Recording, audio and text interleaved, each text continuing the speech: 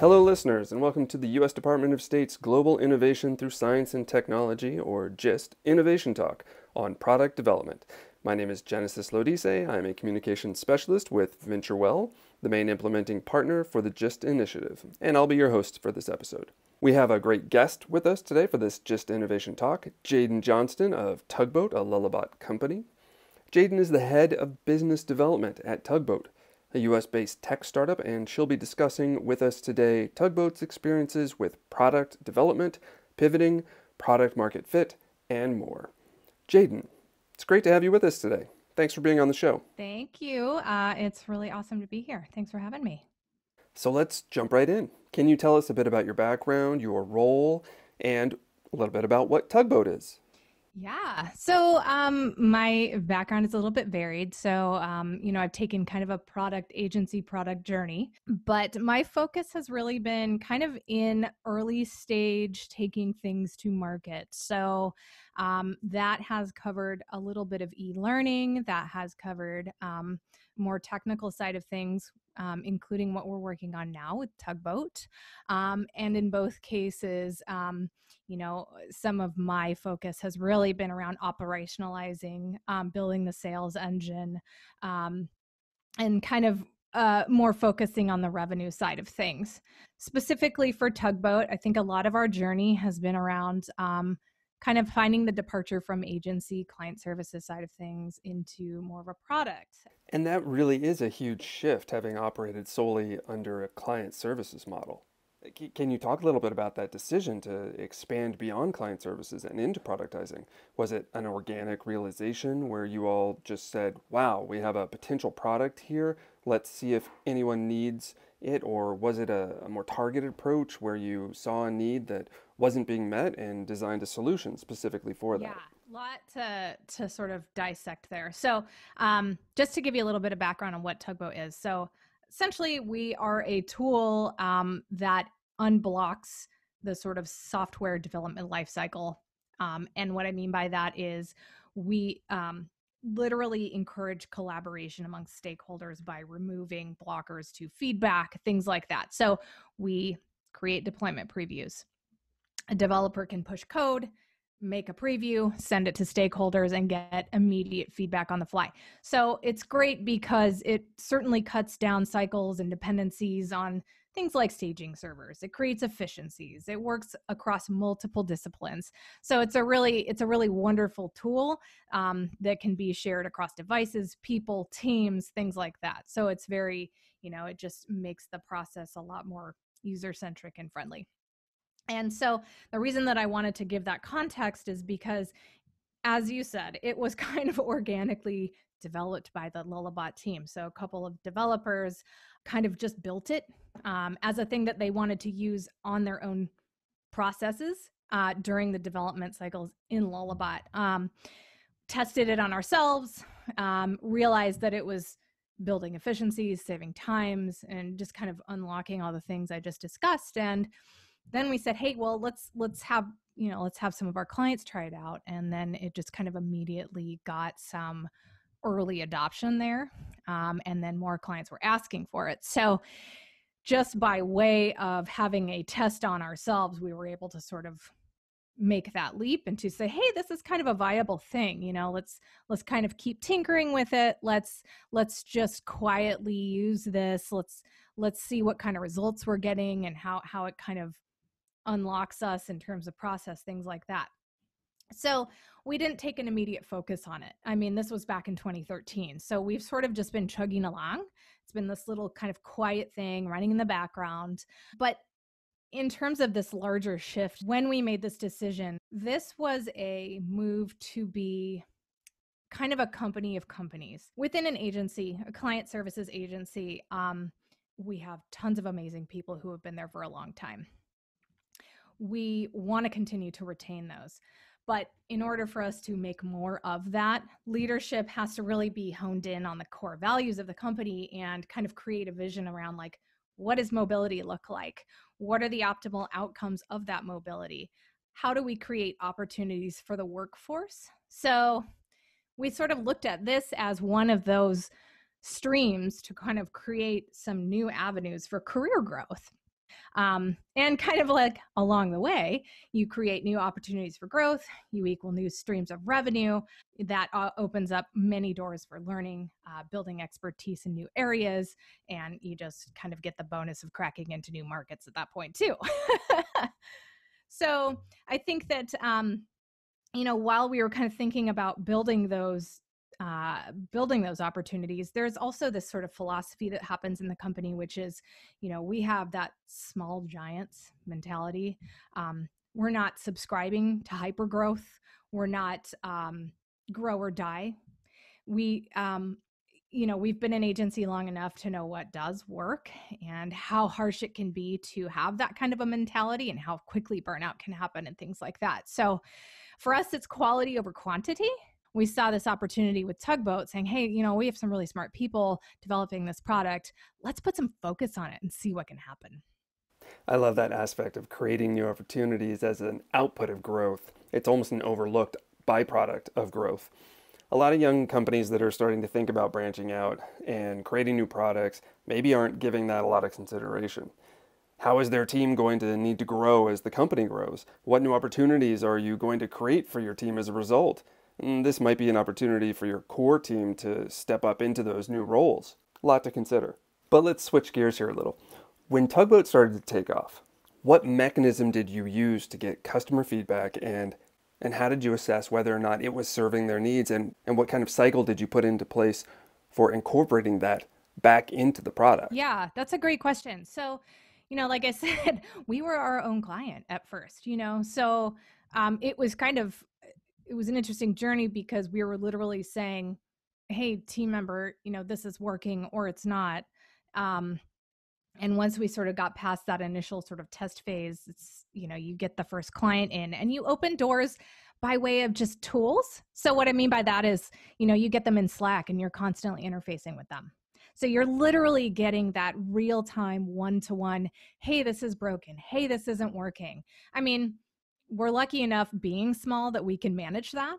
I mean, I don't know that every large, hyper growth organization can necessarily do that. However, I have seen it done and successfully. But for us, it did work and it continues to work. So, as we evolve the product, we have, sort of decided, hey, we're going to offer support in this way to customers. We're going to, have different tiers for each plan. And that's just, you kind of have to shape that based on capability, but also, that gives you the opportunities to start prioritizing feedback that you are getting and translating that into a product roadmap. Sort of, it's that sort of organic maturation that happens. So you start kind of understanding, okay, these are like the critical things, these are the nice to haves, and how can I continue to serve the client, but also show product growth at the same time, continue to respond, and then ultimately put together a map that allows you to scale.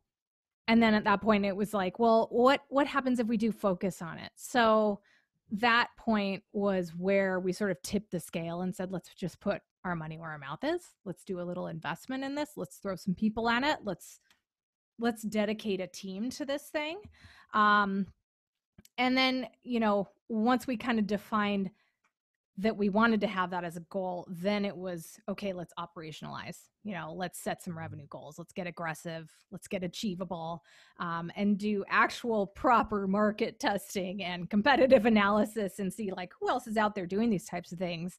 And that inherently validated even more this problem statement, which is like underscoring this solution that is both cost effective and it's adaptable to shifting client needs, which obviously we know can change and are being changed by market conditions, things like that. So it's been a really interesting journey on that side of things.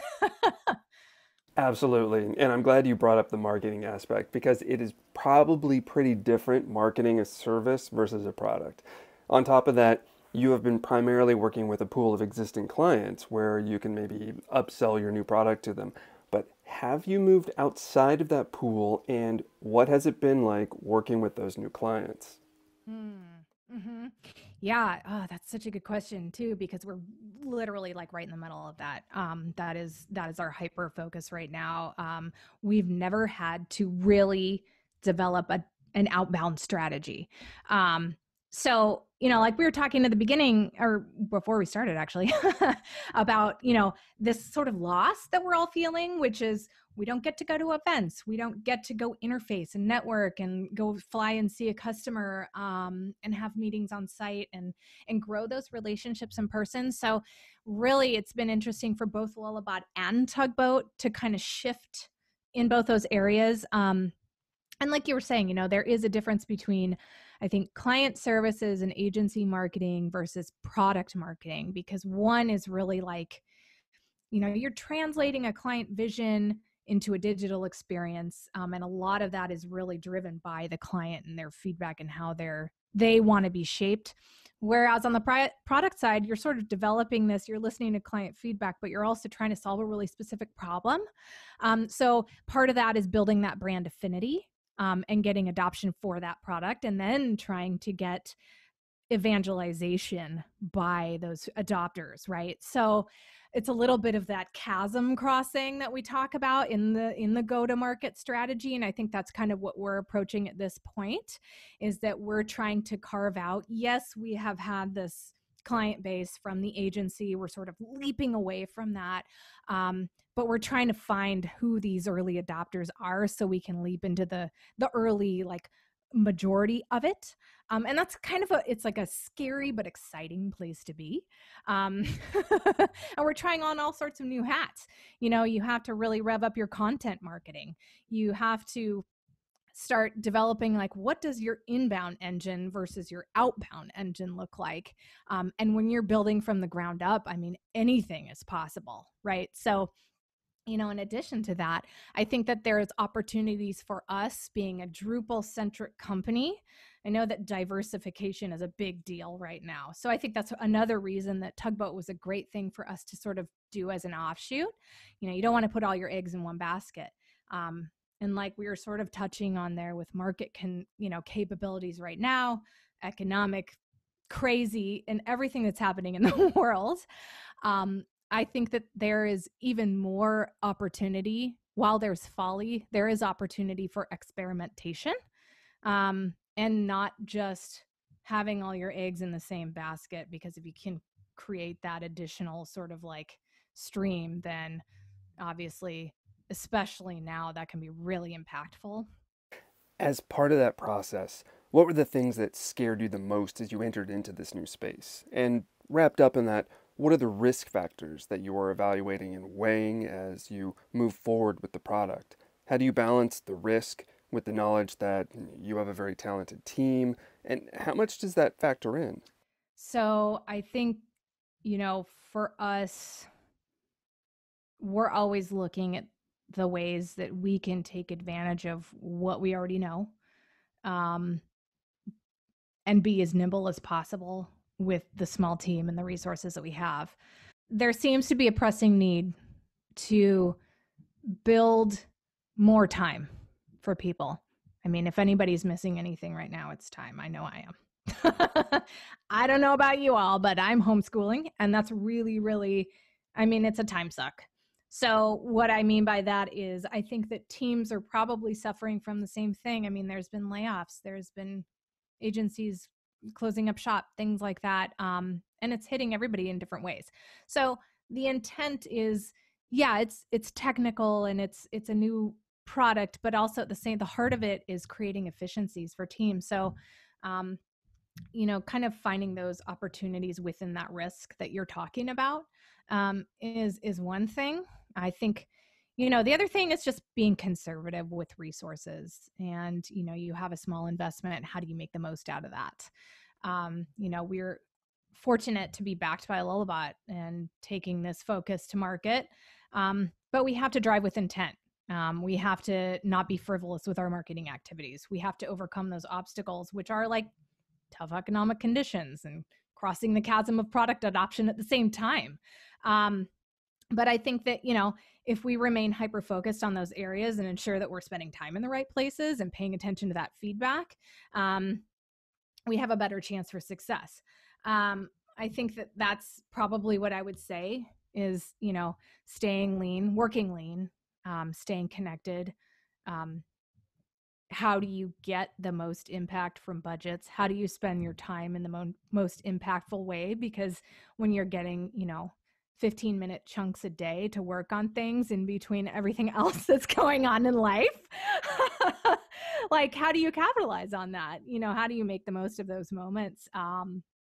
And, just on a broader level, I think that I've been in situations where new products go to market or new services, and you get into sort of that identity crisis almost, where you don't know which one you are. You are a product with a service, or you're a service with a product, or maybe you're a little bit of both, but you have to kind of define in either way. But you almost kind of get a backwards problem when you're in that situation. But if you can solve it, then you find that sweet spot between the two, and you can get one to run within the other, and hopefully get full organizational alignment between teams in doing so. And then you turn that into an opportunity, which is kind of the like success problem. You've created a new revenue stream and forces you to do what you set out to do, which was scale the company. Aha, yes, the identity crisis that I'm sure many startups go through as they begin to grow beyond the initial scope of their solution. That's an important point to raise, that you have to find that balance. What other advice do you have for startups that are beginning to evaluate potential pivots or changing up their business model? Yeah, I think the biggest thing, or one of the biggest things I have learned, is probably the importance of that word evaluate. Um, it is critical for us to continuously be looking at where we are, where we've come from, and how are we adapting. That also to me has meant moving away from that fail fast mentality. That was such a big deal for so long. I think that we're moving more to an adapt fast mentality. So, I there's method in the madness. There's legacy in the mistakes. But I think that if we can use those to be more malleable and adapt quickly to the changes that we're all being hit with, that'll help us grow, and it'll help us both learn and teach in the long run. Fantastic advice. I love that, moving away from fail fast and into adapt fast. We see that in idea and early stage folks who have to be very flexible and, as you said, very nimble, but also very resilient. I think the success stories that we hear about are because they were able to adapt quickly. Exactly. Yeah, and again, like, I think that it's such a key part of um, your own personal journey. If you're able to sort of bring that to a team, get others to buy into that mentality, then you yourself will continue to grow. At least that's been my personal experience. I think adaptability is just so key, and it has not only led me to be able to coach more effectively, but it's just also helped me with my own like reassurance, in terms of self-confidence, and knowing that I can get past this challenge, and I can grow, and I can bring more, and I'm capable of doing these kinds of like risky things in the market, or being a part of a team that wants to like take a chance on something. So yeah, I think it's super important, and the more that you can kind of help others see that journey, that's just the better for the team. Jaden, this has been great. Thank you so much for being on the show and sharing all of your knowledge and experience with our listeners. Thanks for having me. It was really good to chat with you. For all our listeners tuning in, we encourage you to check out our other GIST Innovation Talks by visiting our website, gistnetwork.org.